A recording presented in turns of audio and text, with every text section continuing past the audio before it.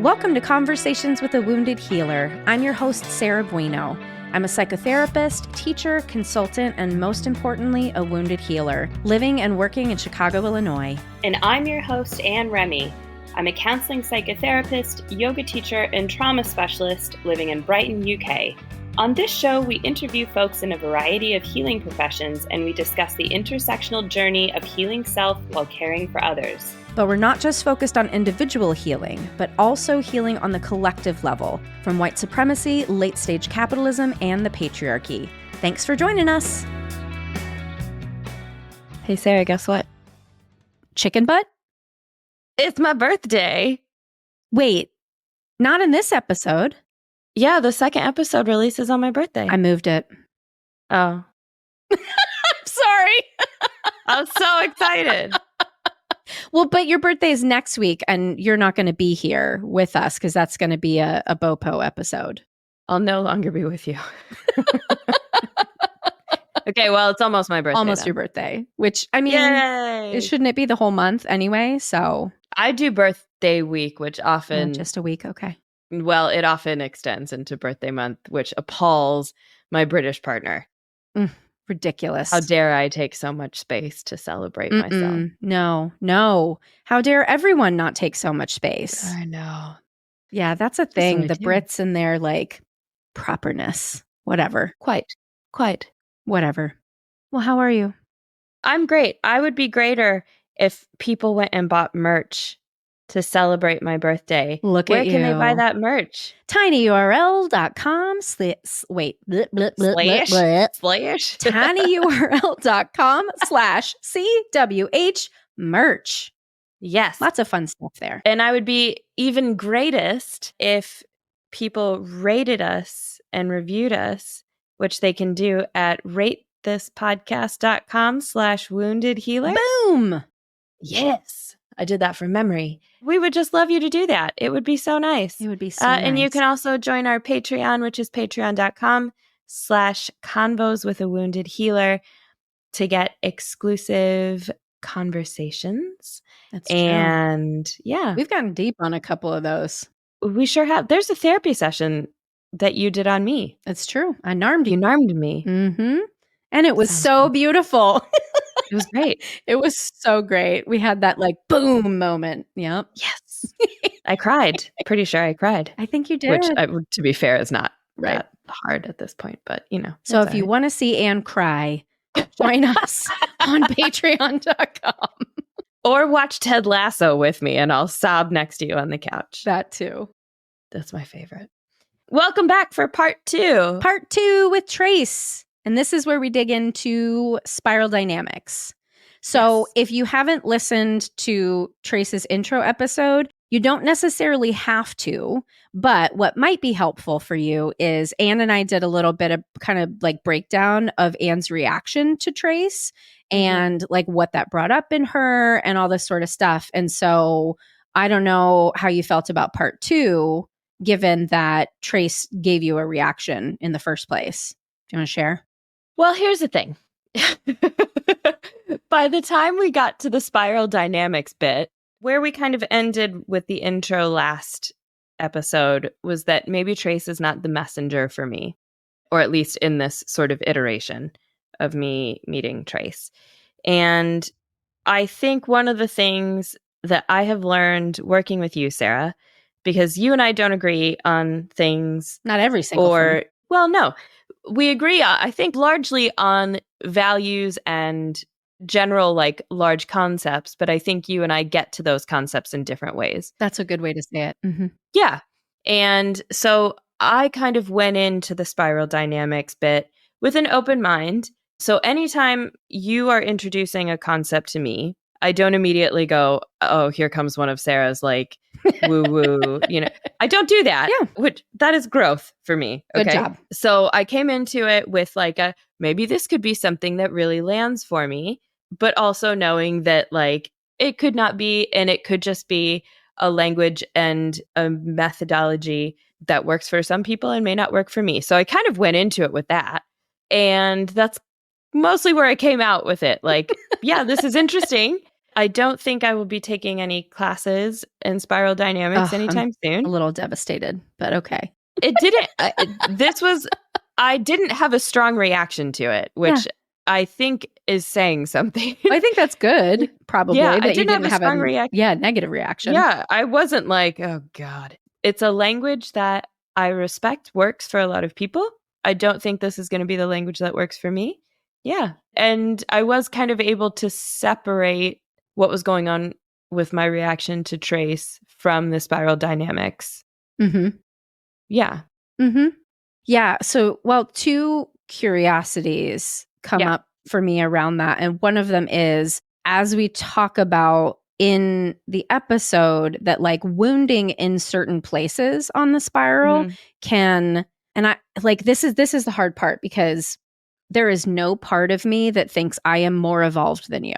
So I just want to say that. And so listeners know that too. And yet I wonder if there's some block that, because of wounding in one area, blocks you from receiving, because it's not like getting something, but like receiving from some of the other places on the spiral that right now just kind of feel like bullshit. So maybe bullshit's too strong, but I think what you're saying is just a different way of saying, probably close to what I would say, minus the spiral terminology, where like, because of experiences I had, specifically in the sort of religious and spiritual realm, I'm pretty closed off to a lot of stuff like this. And I don't necessarily need like the spiral to be able to, like, we're saying the same thing, just you're using a different or additional terminology. But as I was listening to you all talking about it, I was like, it's just a different language for a lot of the same stuff. Yeah, exactly.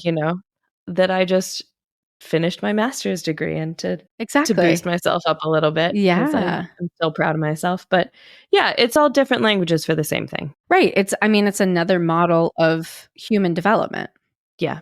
I wonder if I would go to grad school now, if there are new things that they would teach us. But like, I think about like, obviously Maslow's hierarchy of needs, or Erickson's stages of development as well. Like things like that I think are of a similar like ilk, but I feel like these are just more modern adaptations of those sorts of things. This wasn't far off from Carl Rogers' self-actualization tendency. Yes. And I think there's a map somewhere. I'm pretty sure, because I just went to an integral conference, and you're going to hear from some people that I met at the integral conference. And I'm pretty sure that one of the things that somebody showed was a map of like putting all of the models like next to each other and showing the different stages. Love that map. Yeah, I'm pretty sure I downloaded it. So I will make sure to send it to you. And if I did download it, then I will also see if we can put a copy in the show notes. Because let's see. Let me feel my feelings about, why am I sad that you're not interested in spiral dynamics? I think part of it is just like, whenever I find something that really excites me, I want everybody else to feel as excited as I feel. Yeah, I get that. And to like be with me in it. So, but I do think you're right that it is saying a lot of the same things that you can get in other places. And I also think that there's probably a little part of me. It's a smaller part now than it used to be, but a smaller part that's like, well, am I completely wrong? Like, is this a terrible thing? Right? If like somebody else doesn't love it as much as I do. But the other thing that's really interesting, so I kind of like tiptoe around this in the actual podcast episodes, but I broke up with a partner of mine because he was so reactive to hearing Trace talk about this. And now that I'm hearing your reaction too, it's actually not that it makes more, I don't know, in some ways it makes more sense. In some ways it's like, I guess probably it would be validating for him. I mean, he'll never listen to this, but would have been validating for him to know that somebody else had a similar reaction. Yeah. I mean, the negative reaction makes me sad, and losing a relationship made me sad, but I don't know. Makes sense to me. Yeah. And I think like one of the things that I tell potential clients who I do intro calls with, one of the things that I say is this is a call for us to get an idea of if we're both speaking the same language. Yeah. And I think it's so important to find a therapist who speaks a language that works for you. Mhm. And, some people will come to me and want something very specific or want something a bit more spiritual, or, we're saying the same thing, but we say it differently. And if I don't speak that language for them, it probably won't work as well as Mhm. if we are kind of both on the same page. And I think that's what we're talking about here is just Mhm. different languages for similar things. And it sounds to me like what you're saying is it's disappointing that we're not quite speaking the same language and that there have been disappointments with that in the past. So Yeah. I can understand why it would make my reaction a bit like, oh, Yeah.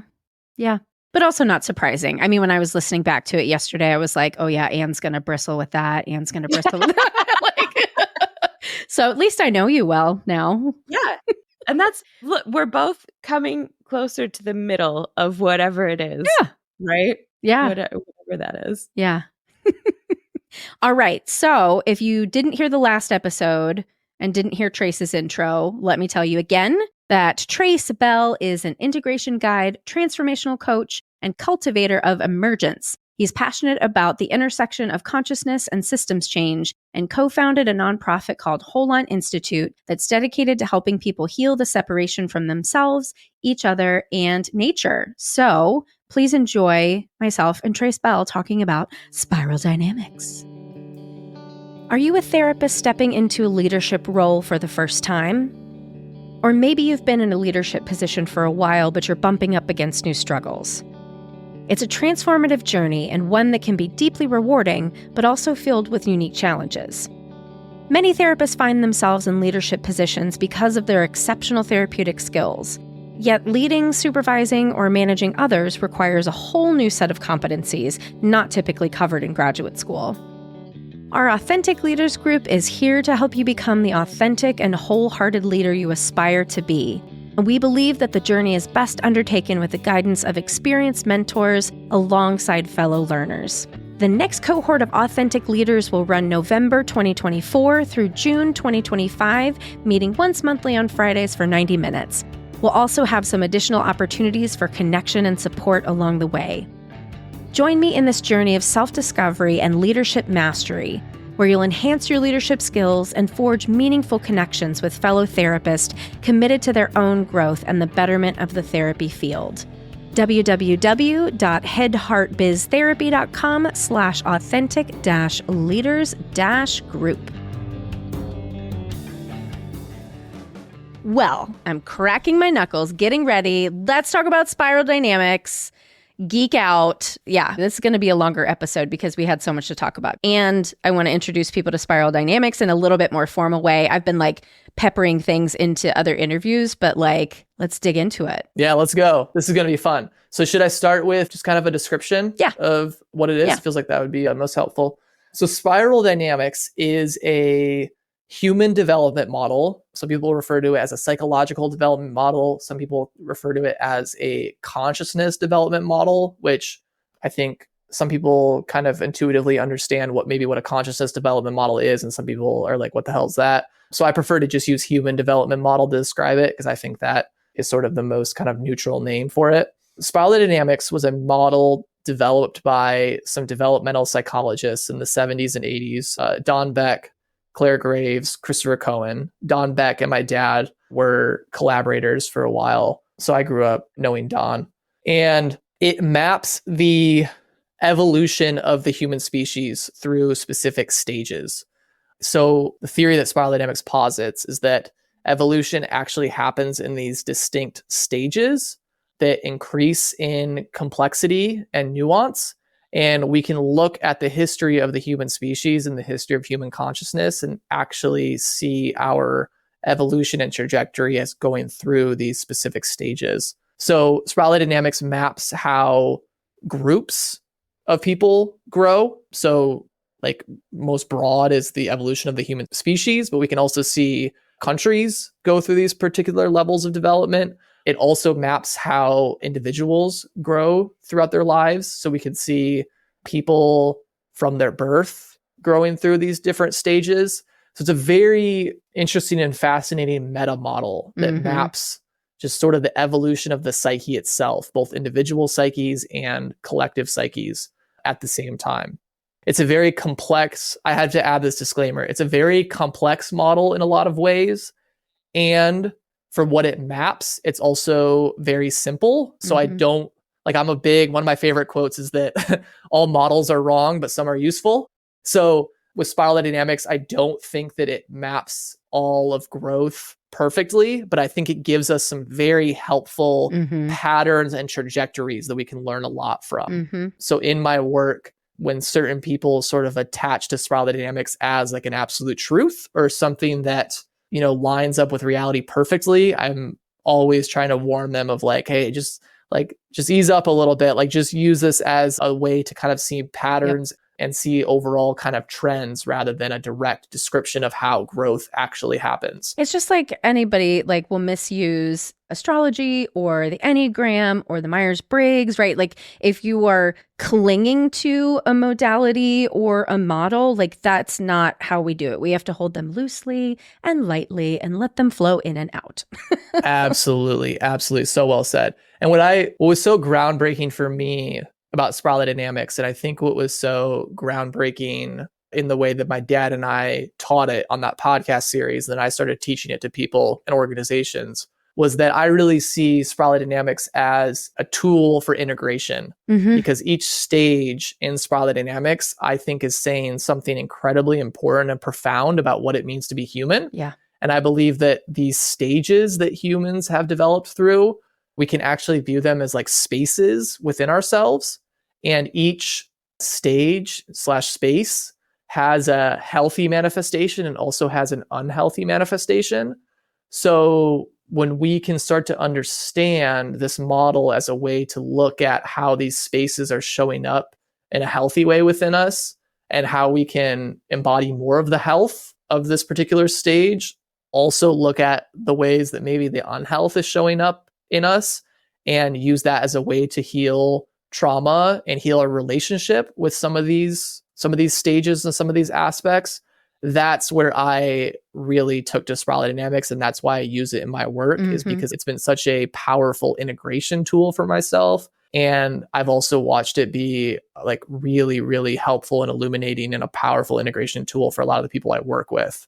So using this as a lot of people, and this has been one of my beefs with the kind of spiral dynamics world, is it exists as a very conceptual and intellectual level for a lot of people, which again, I think if the world had a conceptual and intellectual knowing of this model, I think the world would be a lot better place. So I'm not trying to demonize, conceptual knowing, but I think it hasn't been taken into the level of the body and the heart enough, and to see how all of this stuff, what all of these stages actually say about us and the stuff that's going on within ourselves. Yeah. So that's my primary focus with the spiral. Yeah. And to bring in my teacher, Dr. Khalid from Consciousness Academy is what the thing is called, but it's like sort of colloquially known as Enneagram Egypt. And he's Egyptian and has been teaching this for many years now. And he specifically says that spiral dynamics is about the mind. It's about cognition and our ability to understand. And so somebody could be like, teal right now is the highest color that we have, teal, turquoise, whatever. And somebody could be in teal or turquoise, but also be causing a lot of harm. Just because you have a great amount of cognitive capacity doesn't mean that you're quote unquote good. So some people will misuse spiral dynamics, because I literally just had a conversation this morning with somebody and she was describing something. I was like, oh, do you know spiral dynamics? She's like, yes. And it scares me. And this is part of like the issue that I had that you and I talked at length about, of this person I had to end my relationship with because it was too scary. It can be misused, right? If it's in the hands of people, as you said before, just like if your ego is really strong, it's still going to be really strong when you use psychedelics. If your ego is really strong and you haven't examined your shadow with spiral dynamics, it will show up there too. So as we say this, as you sort of think about where you might be showing up on the spiral, I think the tendency for people is to be like, well, I'm not as good because I'm not in green or in yellow. I'm less than. That's not what it's about. If you're using it that way, that's an indicator of what stage that you're at, but it's not bad or wrong. And if you can't hold that, that's going to be a challenge to really like feeling into the truth of this model. Absolutely. I'm so glad you said that. I really feel like to properly engage with spiral dynamics, is to hold sort of a paradox. Yeah. And the paradox is that these stages do increase in complexity and intricacy and nuance, but the later stages in the model aren't better than the earlier stages, and the earlier stages aren't worse than the higher stages. So a lot of people have an issue and are initially turned off by spiral dynamics in any sort of growth development model. And I understand why. I totally get it, because hierarchical systems have been very damaging. Systems that have said, hey, this worldview is better than this worldview, have caused a lot of destruction and a lot of trauma and a lot of suffering. And when I teach it, I always try to stress to people, like, we're not laying out the spiral as the later stages are some sort of achievement that you have to get to and they're better. It's just like, I like the analogy of, like, we don't say that 8th grade is better than 3rd grade. 8th grade, we do acknowledge that 8th grade has more complexity and more nuance and intricacy than 3rd grade, but we also understand that 3rd grade is vitally important and just as important as 8th grade. So like these stages on the spiral, they are, they're not better or worse than one another. Actually, the invitation is to see all of these as equally important, because they're all saying something really, really crucial about what it means to be human. And no one is ever at just one of these stages. We're so complex, we're so multifaceted, that these are all spaces within us.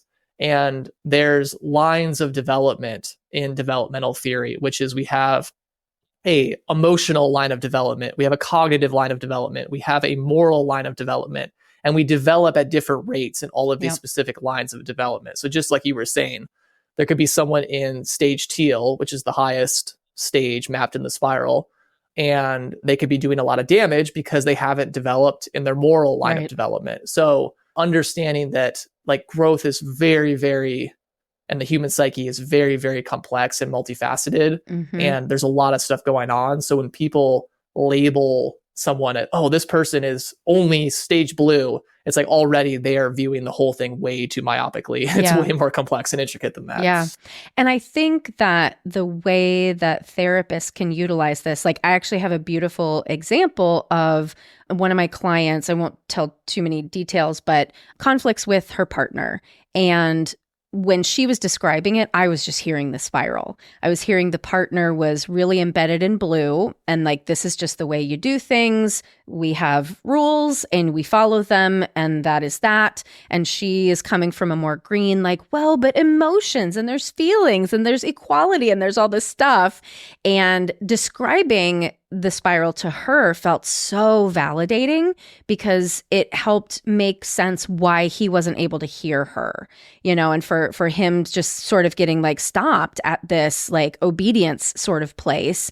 And so she now feels more compassion to be able to sort of reach to what he can understand and speak to him in that way. So that's sort of how I think about us as therapists being able to utilize this, is, again, like a loose tool to help people have more compassion for our experiences in different places. Oh, absolutely. I love the way you said that. Yeah, spiral dynamics really helps give insight into other perspectives and understand how to connect with other perspectives. And I love rather than saying someone is at such and such stage, what's more helpful in the language I use is so-and-so is coming from a blue perspective. So-and-so is coming from an orange perspective in this moment. And when you can start to understand what the worldview of the orange or blue or green perspective looks like, it really helps all of us validate each other's humanity, because we can understand, oh, this is how humans coming from this perspective view the world. This is their needs. This is what they're valuing. And we can start to see the commonality and start to really understand all of these different perspectives, which it's such a powerful tool for just deeper understanding, for forgiveness, for connection. A lot. It's really powerful. Yeah. Let's dig into the colors. Yes. So there are 7 stages that I'm going to cover. I'm going to cover these first 6 ones, and these first 6 stages are what's referred to as tier 1. And then the 7th stage jumps into a new tier called tier 2, and I'll explain what all that means. So we're going to start with the first stage of tier 1. And all of these stages have a color associated with them rather than a number. And this was intentional by the spiral dynamics developers, because they purposely used a color in order to avoid a sense of hierarchy, because you have a kind of implied hierarchy with numbers. So the colors are purposely to avoid hierarchy. So the first stage is stage beige, which is always kind of sounds funny to say, stage beige. And this was the first stage of human consciousness. So like our early ancestors were at stage beige. Stage beige was primarily concerned with the survival needs of the organism. So stage beige is concerned with, how do I get my food? How do I get my water? How do I get my shelter? Stage beige is not, this is way pre-civilization days. So stage beige is not philosophizing about complex political or spiritual topics or how to build a civilization. It is primarily concerned with the survival needs of the individual. So this is where earliest humans were at. We also, if we were suddenly forced onto the streets and had to survive, we would go into a stage beige consciousness. This is a stage of consciousness, that a space within us that exists.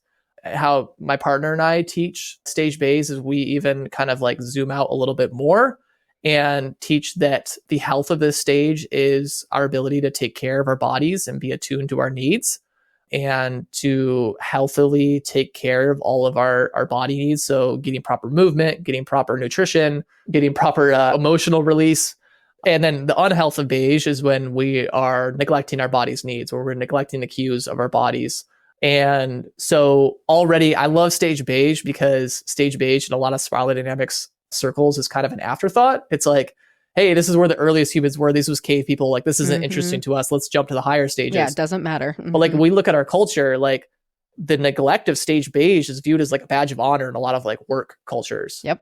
I remember in college, like people would brag about, like, kind of flex, like, I've been studying so hard. I only, slept 3 hours and only been eating one meal a day. And it's like trying to prove their like dedication to their work. So we have a lot of like cultural ideas about neglecting beige. And the reason that I say this is because something that's treated as an afterthought in a lot of spiral dynamic circles, we look at our culture and we already don't have a foundation of health for this stage. And we wonder why we have so much unhealth and dysfunction in our society. We look at the spiral, the first stage, and where a lot of our cultural ideas are reinforcing some unhealthy beige beliefs.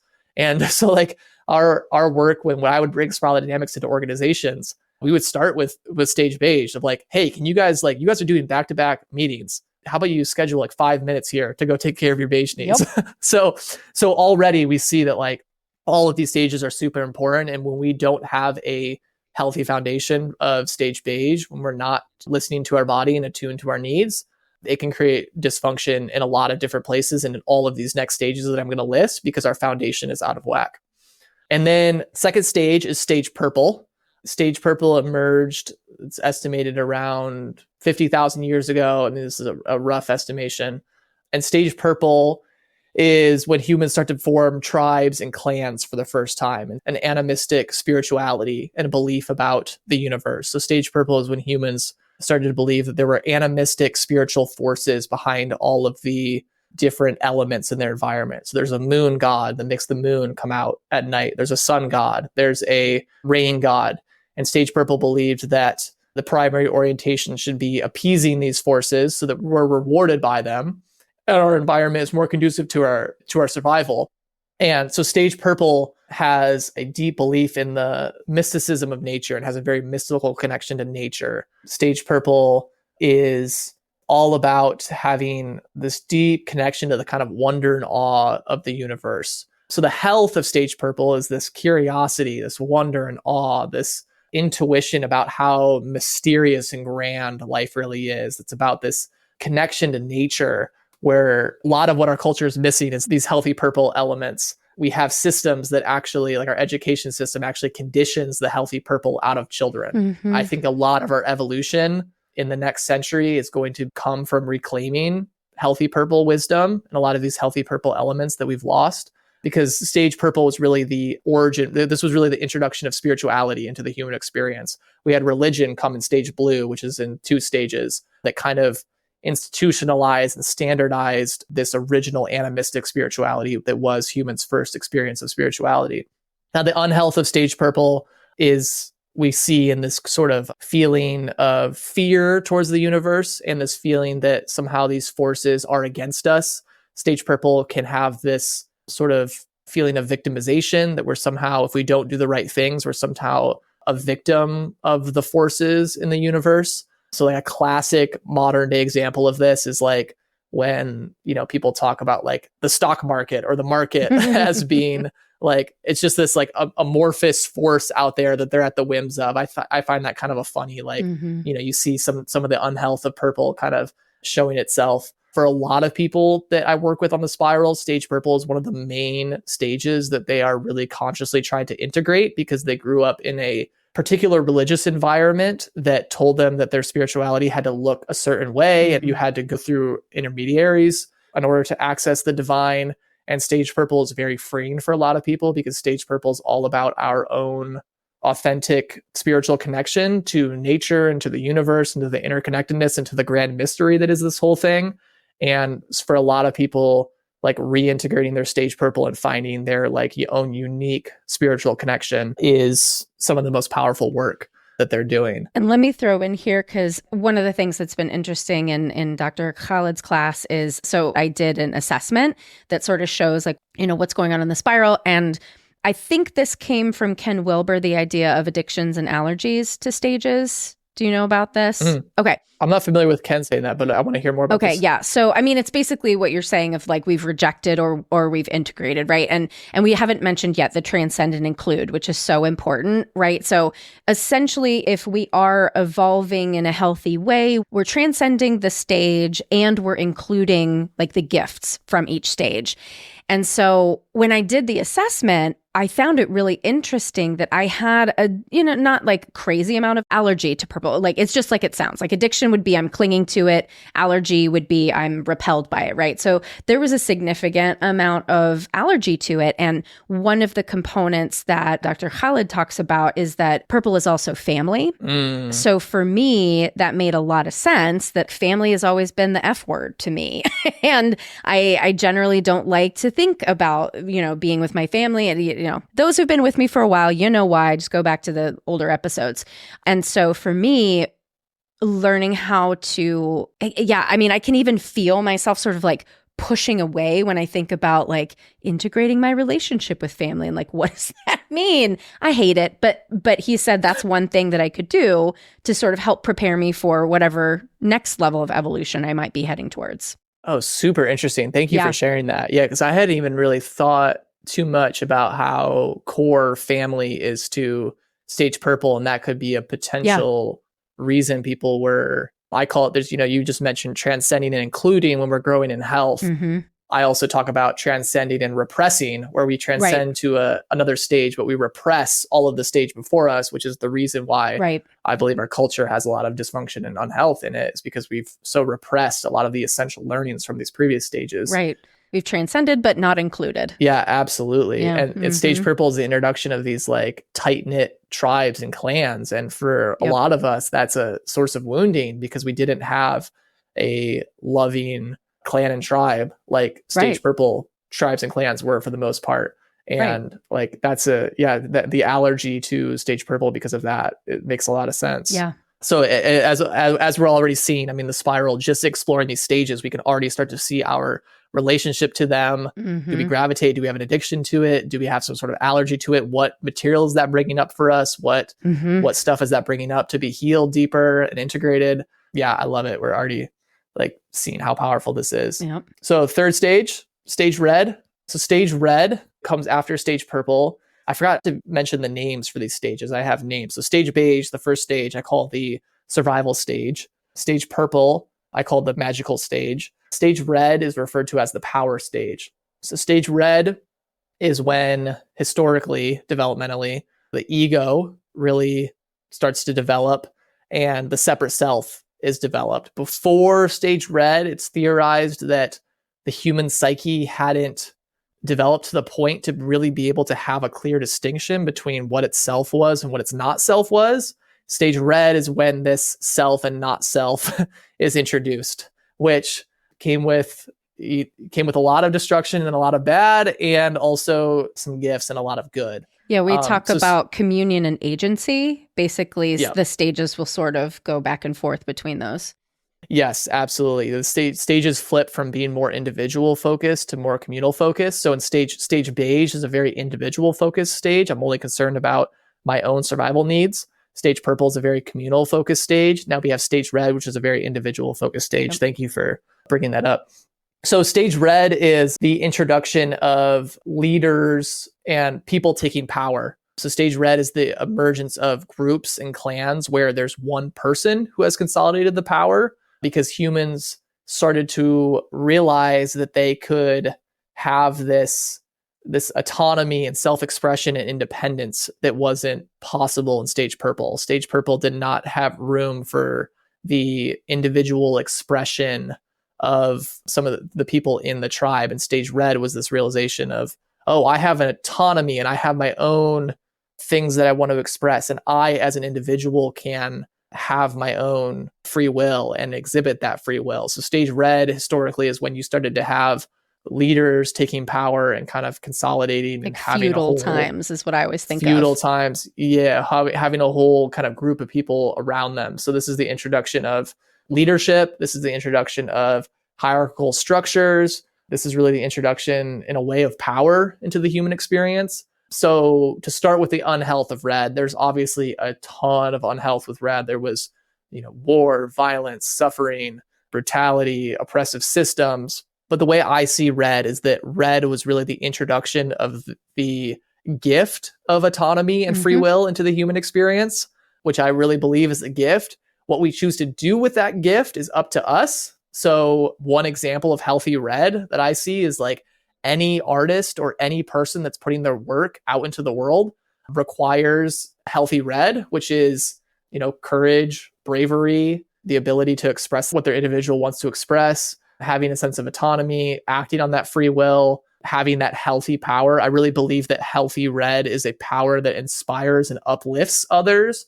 And then unhealthy red is a power that actually takes power away from other people. Red is admittedly kind of a tricky stage because there is so much wounding and trauma around this stage. We have all experienced trauma at the hands of unhealthy red, that a lot of people have completely repressed all of red and completely repressed power, and their power exists as a shadow for them, like you mentioned earlier. So being able to reclaim, what does healthy red look like? What does healthy empowerment that inspires and uplifts others and helps people connect to their own power and see the healthy red within them? What does that look like? Because leaders really need to embody and own that, or else power just completely exists as a shadow and manifests itself in dysfunctional ways. And that's been so important in what I've been learning in the Conscious Academy. And Dr. Khaled talks about red.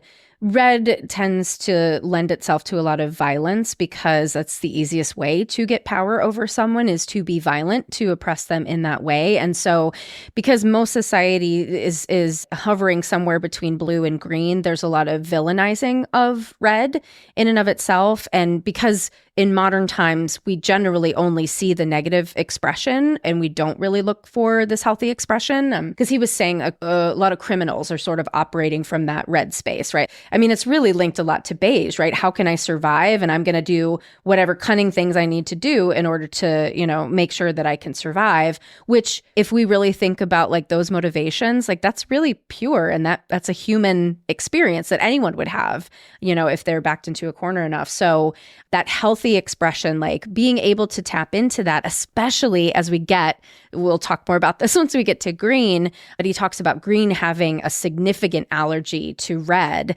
and that being part of what helps people move from tier 1 to tier 2 is to be able to integrate their relationship with power. Very interesting. Yeah.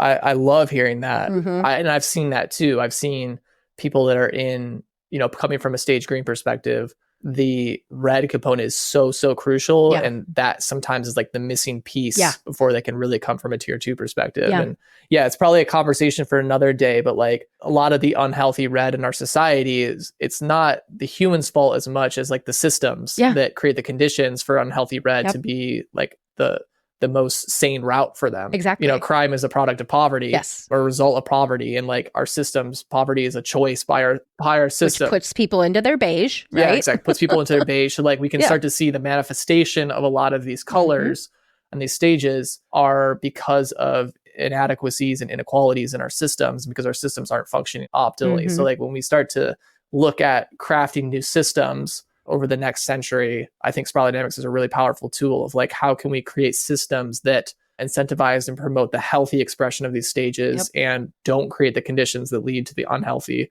expression of these stages. But that's a conversation for another day. So the fourth stage after stage red is called stage blue. And stage blue is called the order stage. So stage blue was the emergence of and the introduction into the human experience of organized religion, of agriculture, of nation states. So stage blue was really crucial historically because stage blue was bringing some semblance of order to a very fragmented humanity. Because in stage red, humanity was very fragmented with these individual leaders who had taken power. And stage blue was when humans were like, hey, we can create these super large communal structures that have a place for everyone. They have a role for everyone within the structure. Stage blue was the emergence of these kind of structures that had some sort of code or some sort of text or scripture that governed the structure rather than just one individual person. So, texts like the Bible, the Quran, even the Constitution, which came much later, is kind of an example of like a stage blue structure that's oriented to a specific text that lays out the rules and the way that the whole structure is supposed to function and the values. So stage blue is very absolutist. So stage blue views reality in a very black and white. There's certain things that are right and there's certain things that are wrong. And the things that are right because they're right. The Bible is right because it says so in the Bible.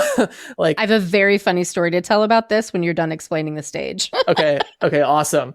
So the health of stage blue is, structures that provide like purpose and direction for a community or group of people.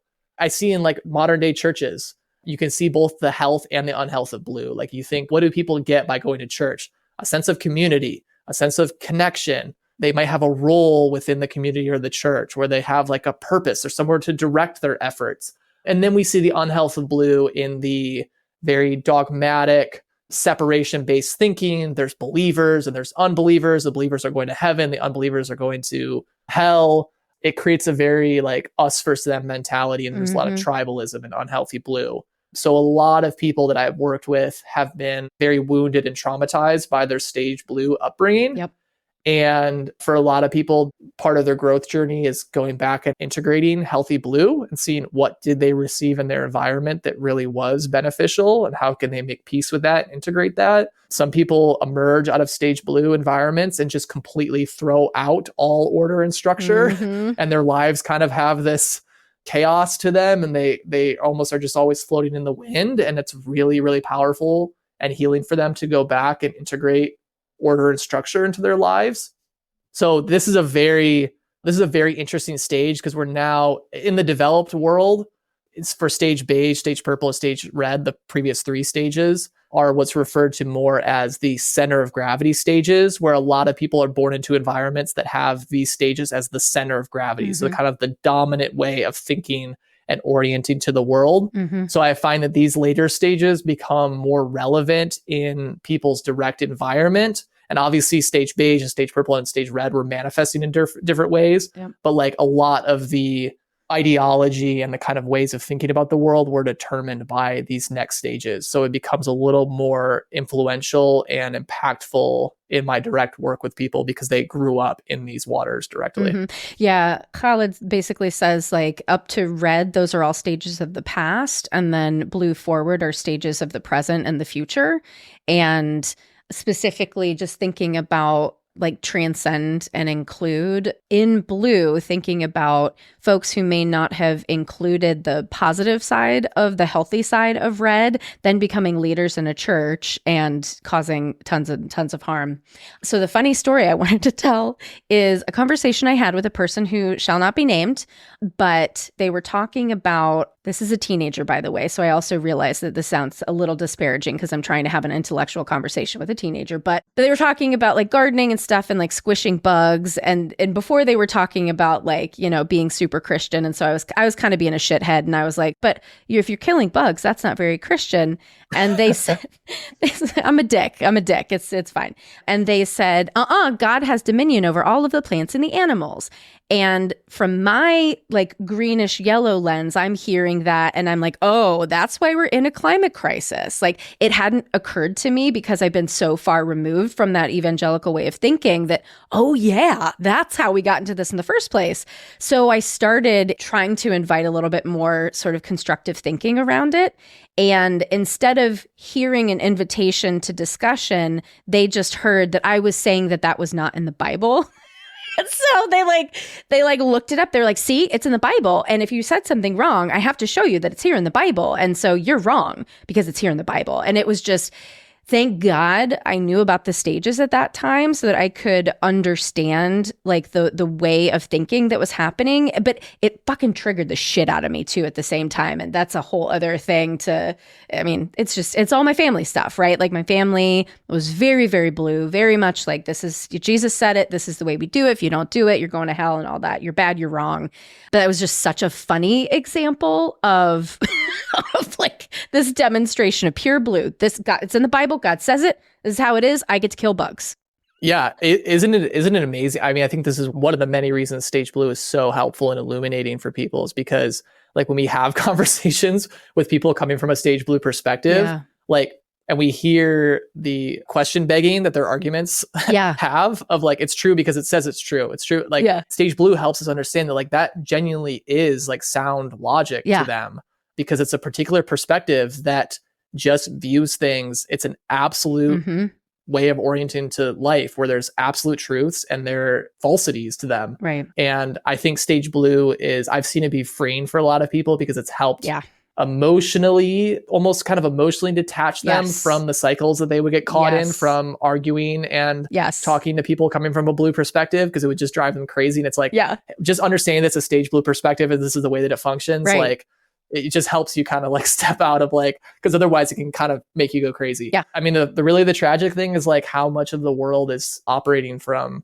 I believe Stage Blue is still the dominant stage of consciousness globally. That's what Khaled says. Yeah. So it helps you understand why we're like Stage Blue can't understand climate change. Right. Climate change is too complex of a topic for Stage Blue to really understand. When you start to see a lot of the issues of our world, you can also start to see how the complexity of these issues is too high for Stage Blue to be able to engage with it and understand it.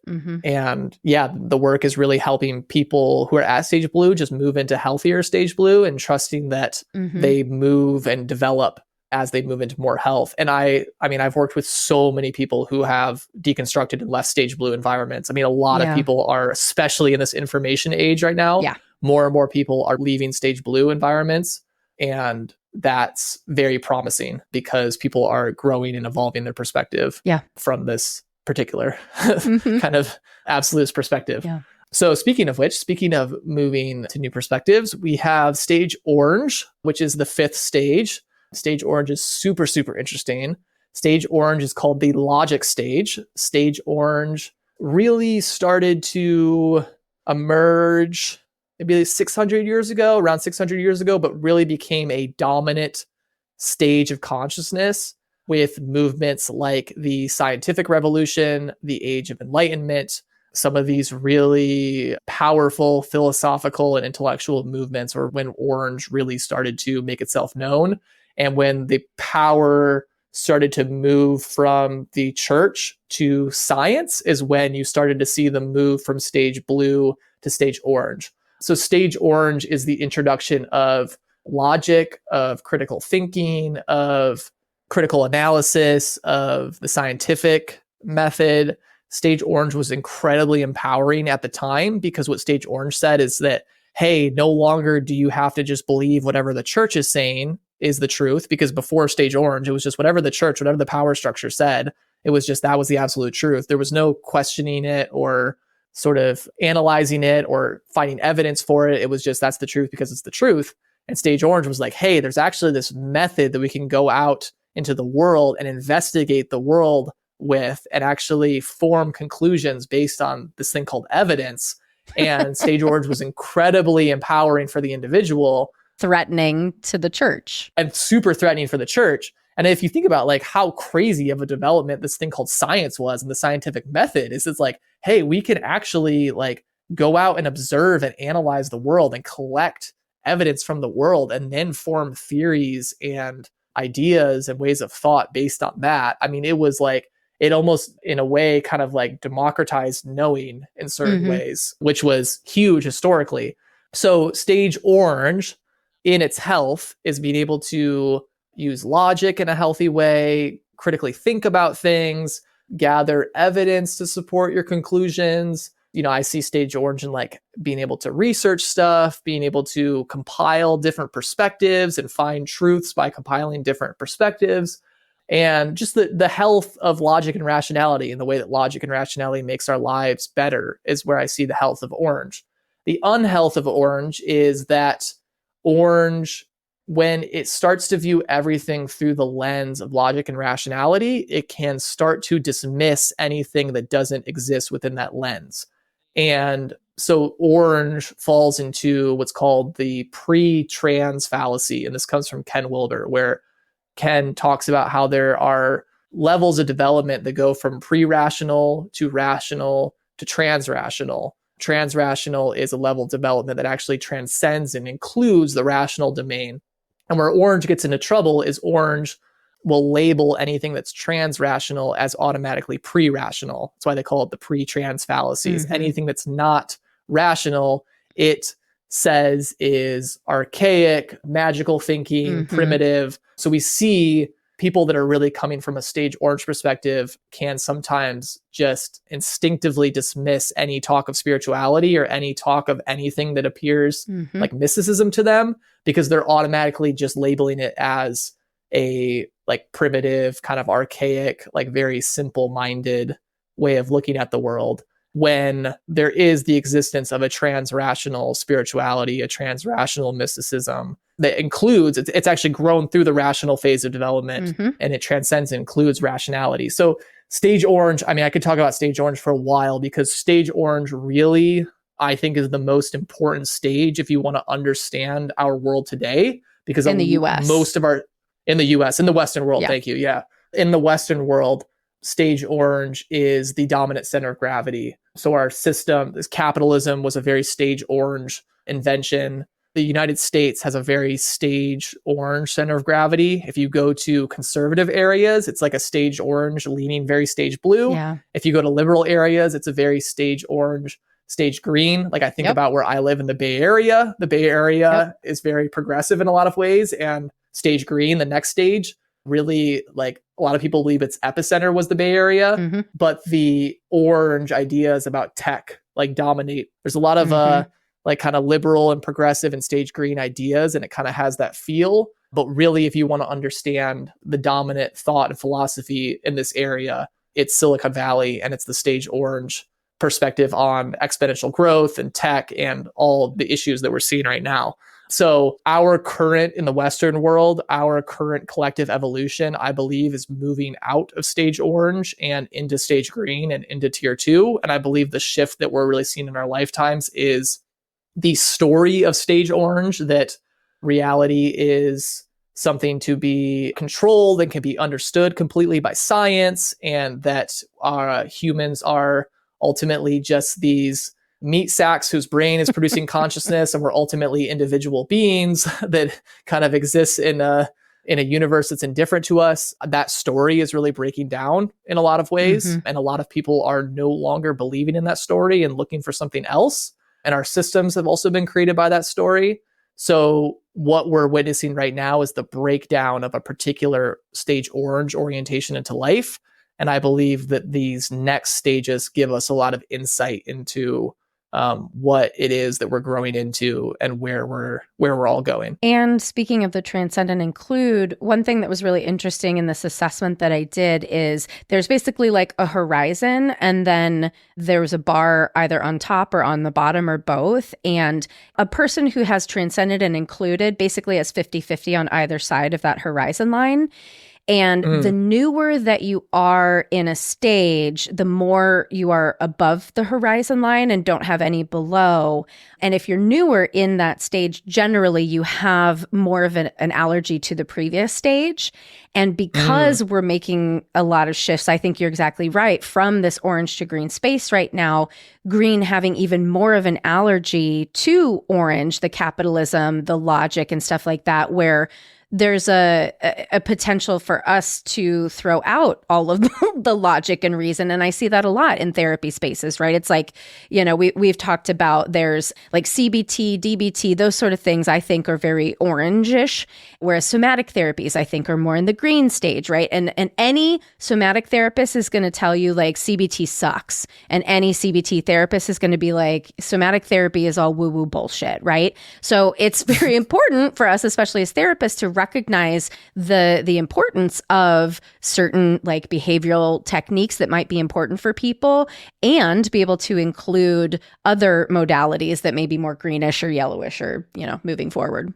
Yeah, I love it. That's so important. Like, how can we see that the invitation is really to see the modalities that come from these other perspectives and these other stages? Like, where's the good in it? How is it helping people? And how can we just integrate that rather than just knee jerk reacting against it? Yep. Because the knee jerk reaction is a big part of the problem. Yep. So the 6th stage in the spiral dynamics framework, and this is also the last stage of tier 1.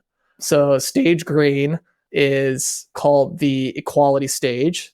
I love this stage a lot. This one's really fun. So stage green, started to have pockets maybe like 100 years ago, it's theorized, but it was really around 60 years ago that it really became a dominant stage of consciousness with the civil rights movement, with the LGBTQIA movement, with the women's lib movement. You had some around the 60s, you had some cultural movements that started to speak of and have a focus on a new level of equality and love for all of humans. So stage green realized that orange became very cold and detached in its insistence on rationality and reason. And stage green realized that there's much, much more to life than just material accumulation, like the stage orange philosophy said was kind of the stage orange philosophy inevitably led to the conclusion that life is about material accumulation. And stage green was the realization that life is about connecting deeply with others and loving others, having an unconditional love for others, having an unconditional love for self. Stage green realized that life is about living from the heart.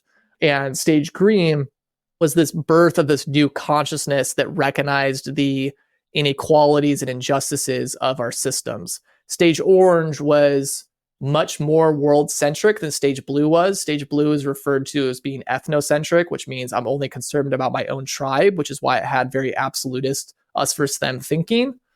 But stage orange was realizing that, hey, everyone should have access to these scientific truths.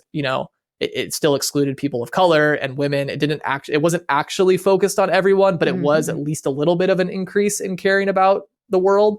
Stage green was like an actual authentic world-centric perspective, right, where it's like, hey, any system that is not treating people equally and is not acknowledging and validating the intrinsic value and worth and validating our humanity, our shared humanity, is a system that needs to be changed.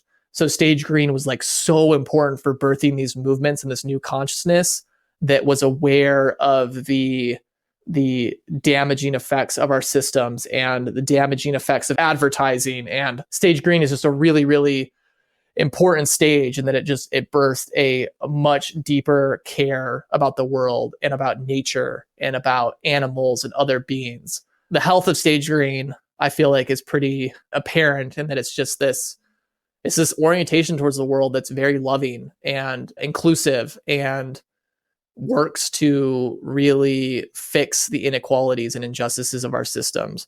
The unhealth of stage green is a little interesting because this is such a recent stage, and I'm really curious to hear your thoughts on this. Because this is such a recent stage, the recent stages are almost like kind of harder to see the unhealth because it manifests in a lot of different ways. Like we have the luxury of the earlier stages being able having a lot of time in which we saw their manifestation. Stage green is a very, very recent stage, a very recent development in consciousness. So like I personally would kind of say some of the unhealth of green that I've seen is like people that have their heart so open to the world that the pain and suffering of the world almost immobilizes them.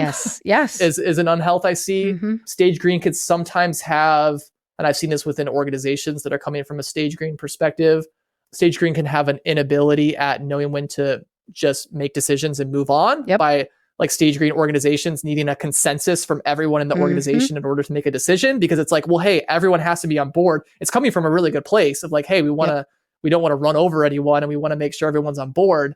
But when having consensus for every decision often ends up meaning that not a lot of stuff gets done and not a lot of decisions are made. That's the plight of social work. Totally. And when I see some of the unhealth of green, I feel so much, because I'm like, they're coming from such a good place and like it's so earnest, but sometimes lacking that discernment at like when to really take action and integrate some of that healthy red and just like go forward can sometimes hold stage green back. And then I think a lot of people point to cancel culture as an example of unhealthy green. Now, I would say cancel culture both exemplifies healthy green and unhealthy green, and that I think that having certain boundaries that we enforce collectively, like certain people do stuff that's so egregious and so wrong, I think it's actually really healthy as a society that we cancel them. Like, I think it's really good that Kevin Spacey doesn't have a acting career anymore. I mean, that's my personal opinion. And I would love it if someone like Kanye West would be deplatformed and people would stop talking to him, even though I think he's a musical genius.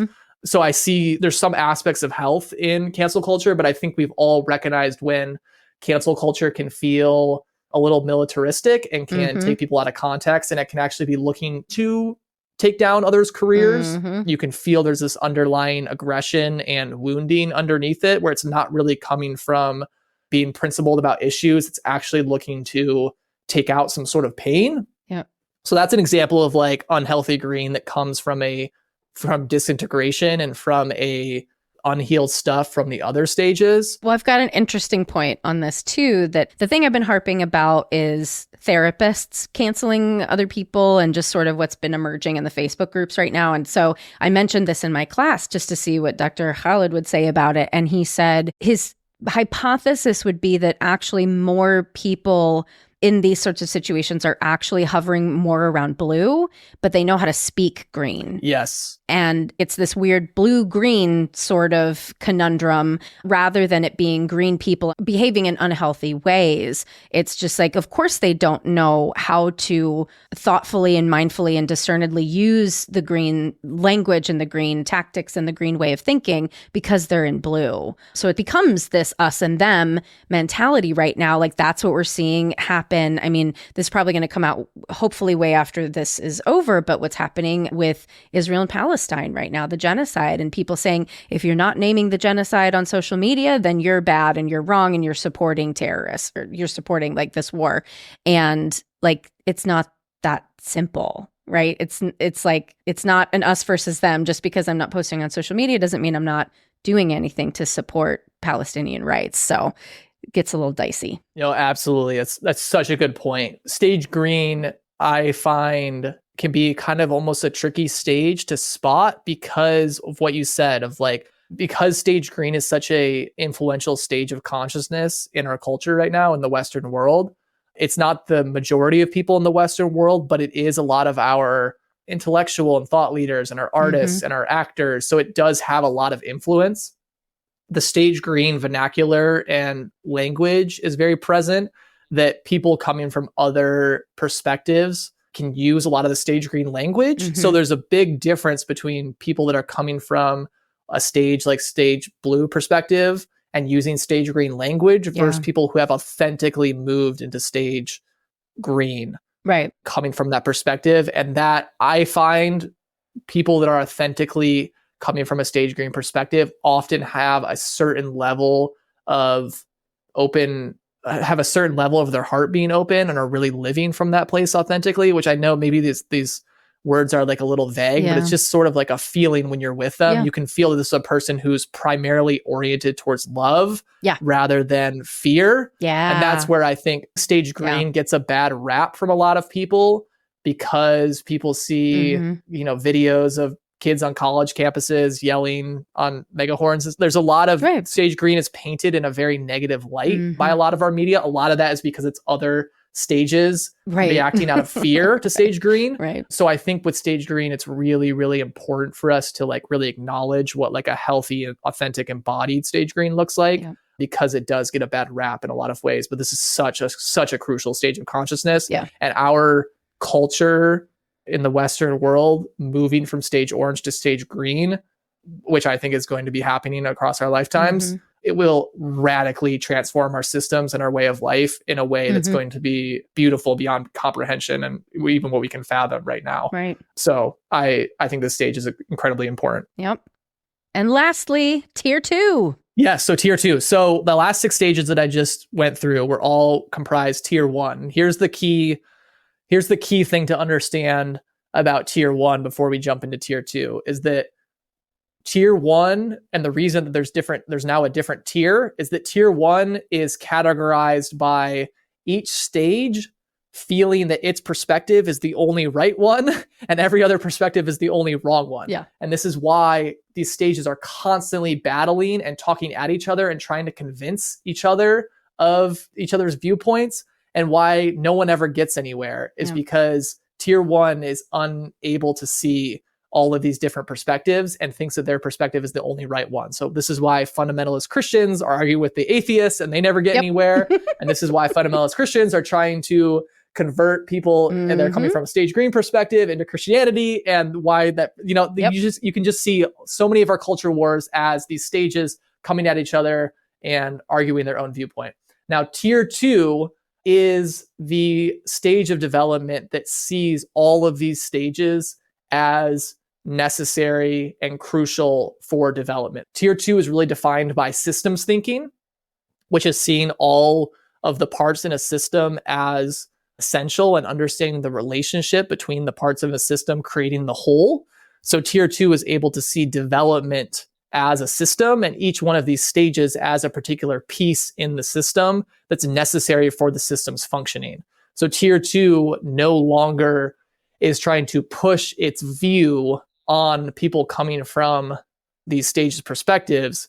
Tier 2 is seeing the health and the truth in all of these different perspectives. So it's a fundamental, complete shift in orientation to viewpoints and perspectives and truth itself. Tier 2 sees that truth is ultimately made up by many different perspectives. Like all perspectives have some truth to them. They are partial. They don't include all of reality. So no perspective is absolutely true, fully true, but each perspective does have some truth to it. So tier 2 is this orientation to seeing what's true and what needs to be transcended and included. And this is obviously a monumentous leap because of that. So tier 2 no longer judges people for whatever perspective they're at. They can just see that these people are coming from a particular perspective. A question I often get is, to come from a tier 2 perspective, does one need to understand the spiral dynamics model? And my answer to that is no. I think there are lots of people who intuitively understand and embody a tier 2 perspective that don't know spiral dynamics. I do think knowing a spiral dynamics framework certainly helps and certainly helped me come from a more tier 2 perspective in my life, because it can just give us language and architecture for what this orientation towards life is. But this is not like, knowing spiral dynamics or even knowing any particular development model is not a requirement. A lot of people just intuitively understand the principles of tier 2. And if you sort of spiral dynamics, you can look at it as a product of a very Western stage orange world. Right. For me, who, had a stage orange upbringing in a lot of ways, even though despite my dad being kind of involved in the Christian stage blue world, I went to very stage orange schooling. Something like spiral dynamics was like very crucial for me coming from a more stage orange perspective to sort of understand tier 2 and live more of it in my life. Right. So that's kind of an interesting way to look at it too. And with tier 2, I think it's important to note that because tier 2 it's currently emerging right now. I mean, obviously the original spiral dynamics developers talked about it when they were developing the model in the 70s and 80s, but it's only been, 40 years, which is not a long time when you're talking about the evolution of the human species, that tier 2, different theorists, different teachers have slightly different ideas about what tier 2 looks like. There's no like one accepted reality in the spiral dynamics circle about what tier 2 looks like. I have my own, based on my own experience and my own work, I have my own opinions on and perspectives on what certain elements of tier 2 look like. And certain people agree with some of those, certain people disagree with some of those, but tier 2 is something that's actively being constructed and created by us. It's not like a defined thing like the other stages are as much, because we've had much more time since then. That really makes it fun for me that like this model is like actually kind of creating a ground for us to like build and kind of create and try things out and kind of like actively develop what this thing looks like, rather than it being like something that some people have decided what it is and we're all kind of just like trying to be it. Yeah. Well, and the cool thing that I heard in my class was the theory that potentially there are 6 more stages within tier 2. And that's like, you know, the evolution of consciousness keeps going, which that's like fucking fascinating to me. Yeah. The theory being that the first stage of tier 2 is the stage beige of tier 2, which is like, I mean, you think about like 500, 600, 1,000 years from now, like what would tier 2 feel like to people 1,000 years from now? It's really fun to think about and play around with. And like, are we developing a new, I mean, this might be going kind of like woo-woo in a new direction, but like, you know, is our evolution as a species like developing into a new kind of species? And this tier 2 is like the base consciousness of a completely new species. There's a lot of fun stuff to kind of explore around that. Yeah. But I think tier 2 comes when people have learned how to disidentify with their own ego. Either it can come from an experience they've had, some sort of transcendent experience, some sort of just the work that they've done in therapy on their growth journey, some ability to just stand back and just see the ego, because so much of the tier 1 infighting and bickering and needing others to see our perspective as the right one comes from some ego desire or need that hasn't been met. And the people that I've seen grow into a tier 2 perspective have been the people that have developed the skills to be able to just step back from their ego and understand that what they are is greater than just this ego construct. So whether people put different language to that, whether it's higher self, whether it's their soul, whether it's their, you know, they understand themselves as one with source.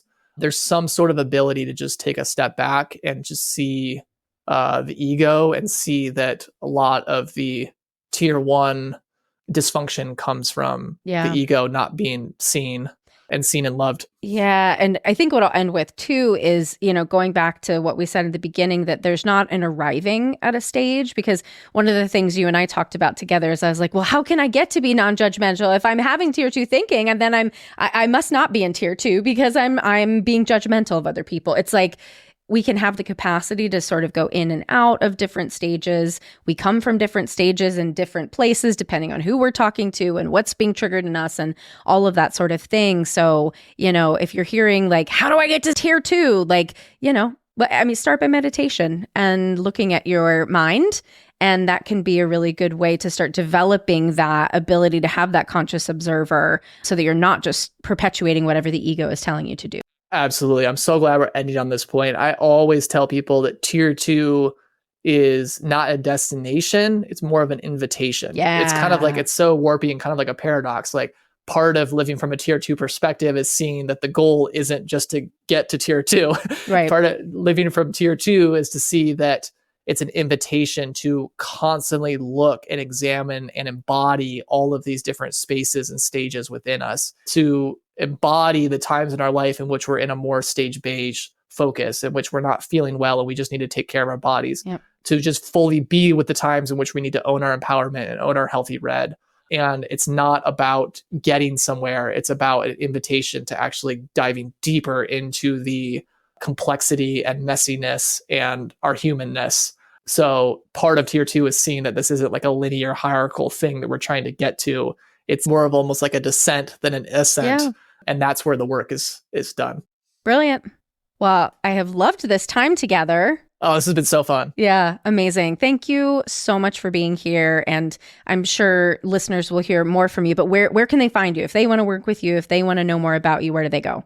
My website is tracebell.com, and that's Bell with 3 L's, TRACEBELLL.com. That's where all my personal work is at. And then I have my Spiral Dynamics business is open-aware.com. Amazing. Thank you for being here. Thank you so much. This is so fun.